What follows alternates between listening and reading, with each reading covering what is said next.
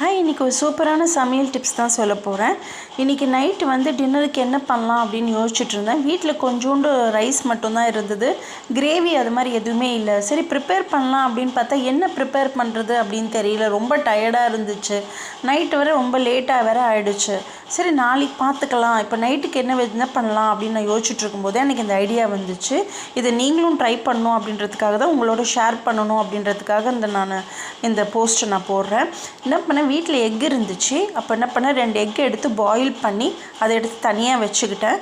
அதுக்கப்புறமா ஒரு சின்ன ஃப்ரைங் பேன் எடுத்துகிட்டு அதில் வந்துட்டு கொஞ்சமாக எண்ணெய் போட்டுட்டு மிளகாய் பொடி, மஞ்சள் பொடி, உப்பு போட்டுட்டு சிம்மிலே வச்சுட்டு அதை நல்லா கலந்துட்டு இந்த பாயில் பண்ணியிருக்கேன் இல்லையா, அந்த எக்கை எடுத்துட்டு அந்த ஓடெல்லாம் உடைச்சிட்டு எக்கை எடுத்து அதில் போட்டு லைட்டாக ஃப்ரை பண்ணி சிம்மிலே வச்சு நல்லா ஃப்ரை பண்ணி எடுத்து தனியாக வச்சுக்கிட்டேன். திருப்பி அதே ஃப்ரைங் பேனில் இன்னும் கொஞ்சமாக எண்ணெய் போட்டு மிளகாய் பொடி, உப்பு போட்டு கலந்துட்டு அதுக்கப்புறம் ரைஸ் இருந்துச்சு இல்லையா, அதையும் என்ன பண்ணேன், நல்லா உதிரியாக எடுத்துகிட்டு அதில் போட்டு நல்லா சிம்மிலே வச்சு ஒரு 2 மினிட்ஸ் நல்லா வதக்கிட்டு அதுக்கப்புறமா ஸ்டவ் ஆஃப் பண்ணிட்டேன்.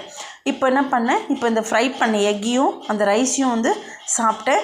நிஜமாகவே சொல்கிறேன், ரொம்ப நல்லா இருந்துச்சு. இது ஒரு பக்கம் பேச்சுலர் ரெசிபின்னு கூட சொல்லலாம். ஏன்னா இது வந்து நம்ம தினம் ட்ரை பண்ண முடியாது.